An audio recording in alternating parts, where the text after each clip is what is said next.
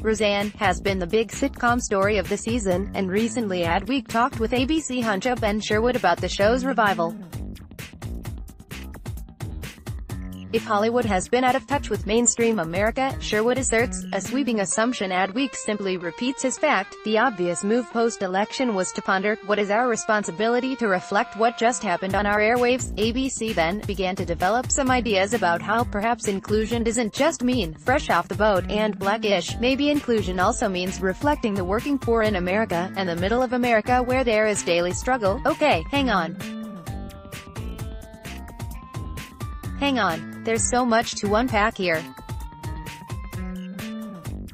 For 9 seasons, the network did carry a show about the limited finances and daily struggles of a family in Middle America called The Middle, which just aired its series finale this week. What kind of revisionist history is Sherwood selling?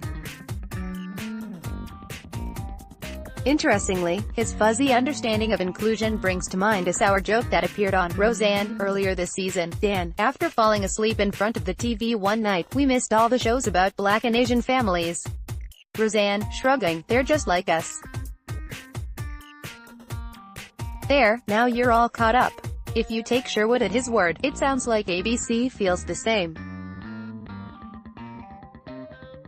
There's also the reality that daily struggle isn't just the province of white middle America.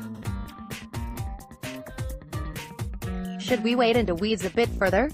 Without coming right out and saying it, Sherwood is working off the idea that America's working poor overwhelmingly voted for Trump. And yet a majority of voters earning less than $49,900, the Connor family income, in other words, went for Hillary Clinton. It would be interesting to hear how invested Sherwood is in reflecting the lives and daily struggles of those Americans, as well. Ahead of the season finale, Roseanne showrunner Bruce Helford told Variety that next year the show will seek to better capture the changing cultural makeup of small towns like the fictional Lanford, which represents the suburbs of Chicago and, particularly around the Elgin area, which now, as everybody has noted, is primarily Hispanic. We started to represent that. We didn't have time in the first 9 episodes to go too deep into it. We started to represent the fact that the new family hangout is a Mexican restaurant, which there are plenty of in that area. How strange to acknowledge the town's Latino population not with any human beings but with a restaurant. A chain restaurant at that, judging by the looks of Becky's uniform and company-mandated birthday song and dance routine. We don't know why Roseanne has drawn such a large audience. We can guess that's what Sherwood is doing. That's what everybody is doing.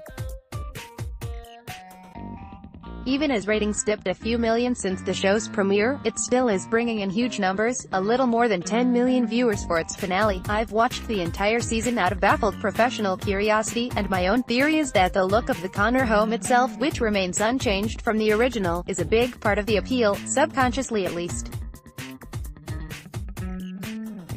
The dated wallpaper, the dilapidated furniture and the architecture of the set itself are familiar to such a degree that it does the work of transporting you back a few decades to a time that isn't now. Earlier this year I spoke with Lee Light, the founder of MediaVersatireViews.com, which reviews shows and films by how inclusive they are, and she had a smart theory about the appeal of reboots and revivals. Things are really kind of freaky right now, and if you want to hide in your childhood, that's fine. There were 3 reboots that didn't get picked up by the broadcast networks for next season. Cagney. The network said, no thanks. Make of that what you will. Maybe the pilots weren't good.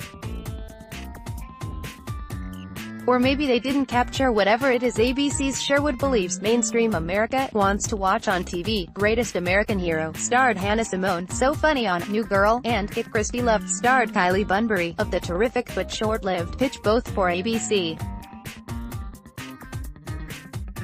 Bunbury is exactly the kind of actress who should be leading a show. She had a guest spot this year as a cop on Law. Whatever is guiding these decisions at the network level, it's not about a lack of talent in front of the camera. Looking ahead to next season, Vulture writer Maria Elena Fernandez notes that of the 35 new shows picked up by the broadcast networks, half have people of color in lead roles. That's the good news. But only 4 of those shows have people of color in key creative and producing positions.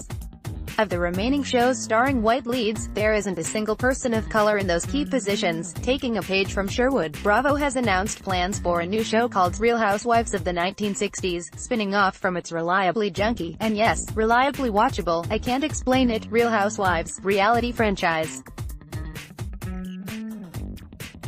Here's the description: a cast of modern women will be sent back to the 1960s to experience the ultimate era of the American housewife. A good deal of cultural change took place over the course of the 60s, but okay, these women and their families will be transported back to a traditional decade where men made the money, women made the home, and teenagers actually did as they were told. In living through the golden age of the 60s family life, the cast will discover if more time spent together, traditional husband and wife roles, and no digital distractions might actually improve their chaotic lives and even fix their relationships. So much of reality TV is driven by cynical impulses, but even by those standards, this is an absurd premise. It's basically internet trolling in TV form.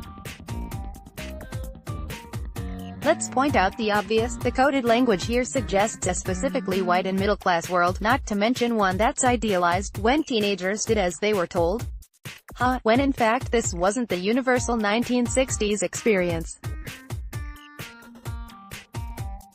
Women in working-class families, white women and women of color, have always had jobs outside the home. They had to. Also, what does a traditional decade even mean? Euphemisms abound when Hollywood wants to talk about things it doesn't actually want to name. The other news this week: Barack and Michelle Obama have signed a multi-year production deal with Netflix that will include both scripted and unscripted series, as well as documentaries and feature films. The first projects are slated to premiere next year. The Obamas will be on camera in some cases, in others they will function only as producers. That's all we know at the moment. I'm especially curious to see what kind of scripted series they have in mind. We hope to cultivate and curate the talented, inspiring, creative voices who are able to promote greater empathy and understanding between peoples, and help them share their stories with the entire world, Barack Obama said in a statement. With 125 million subscribers, Netflix is ubiquitous, and the potential audience is huge, but the streaming service doesn't reveal its numbers, so we won't actually know how many viewers these various projects attract. The Roseanne revival was originally headed to Netflix before ABC made a play for it. Would the show be as big a story if we didn't know about its massive ratings? I suspect not. Circling back to Sherwood, I do think there's something to what he's saying. Too many shows, especially on the broadcast networks, focus on elite professionals and upper-middle-class families who live and work in stylish environments, where money worries aren't part of the equation. There are outliers. Mom, on CBS, which returns for a 6th season in the fall, is consistently funny and perceptive about the economic concerns of its working-class characters, along with its stories about addiction and recovery. Netflix's One Day at a Time reboot, recently renewed for a 3rd season, is another stellar example, centering a Cuban-American family and the stories that unfold in their cheery if modest apartment. Mom is the breadwinner, a military veteran who is divorced and raising the kids on her own. We see her struggle with the demands of parenting along with her job, a new relationship and night school, as well as a good many social political issues that find their way into the Alvarez home. Hold on tight, we'll muddle through. The infectious theme song promises, one day at a time. Talk about encapsulating our current moment. And Mets at ChicagoTribune.com, Twitter at Nina. Mets-related, the looming specter of when Hollywood is using inclusion writers. Nobody's keeping track, including the group pushing for them. Check out the latest movie reviews from Michael Phillips and the Chicago Tribune. Check out reviews for all new music releases from Tribune music critic Greg Kot.